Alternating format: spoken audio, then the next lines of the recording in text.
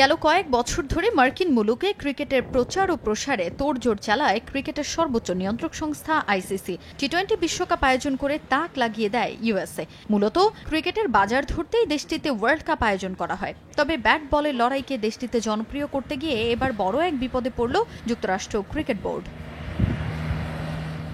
বেশ কিছুদিন ধরেই আইসিসির নিয়ম অমান্য করে চলেছে দেশটির ক্রিকেট বোর্ড, যে কারণে গেল এক বছর ধরে আইসিসি যুক্তরাষ্ট্র ক্রিকেট বোর্ডের উপর গভীরভাবে পর্যালোচনা করে।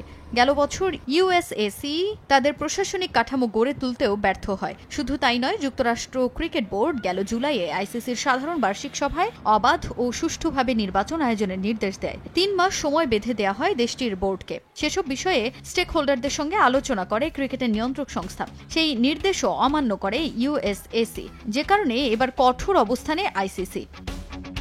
বারবার আইসিসির নির্দেশনা অমান্য করায় এবার দেশটির ক্রিকেট বোর্ডকে শাস্তি দিল ক্রিকেটের সর্বোচ্চ নিয়ন্ত্রক সংস্থা।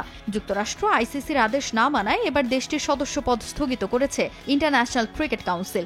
ইউএসএসি-কে নিষেধাজ্ঞা দেওয়ার বিষয়টি ভার্চুয়াল সভায় সিদ্ধান্ত নেওয়া হয়। এরপর এই শাস্তির বিষয়টি আনুষ্ঠানিক বিবৃতি দিয়ে জানায় ক্রিকেটের সর্বোচ্চ নিয়ন্ত্রক সংস্থা। বিবৃতিতে আইসিসি উল্লেখ করে এটি দুঃখজনক হলেও একটি প্রয়োজনীয় পদক্ষেপ। এতে ক্রিকেটের দীর্ঘমেয়াদী স্বার্থ রক্ষা পাবে। তবে খেলোয়াড়দের ওপর ও এই খেলার ওপর কোনোভাবে নেতিবাচক প্রভাব যাতে না পড়ে তা নিশ্চিত করা তাদের প্রধান লক্ষ্য। যদিও ক্রিকেট বোর্ডের ওপর স্থগিতাদেশ দেয়ায় তাদের প্রশাসনিক বিষয় কে দেখভাল করবে তা নিয়ে এখনো স্পষ্ট কিছু জানা যায়নি। যুক্তরাষ্ট্র ক্রিকেট বোর্ডকে নিষেধাজ্ঞা দেয়া হলেও আইসিসির সব ইভেন্টে অংশ নিতে পারবে দেশটি।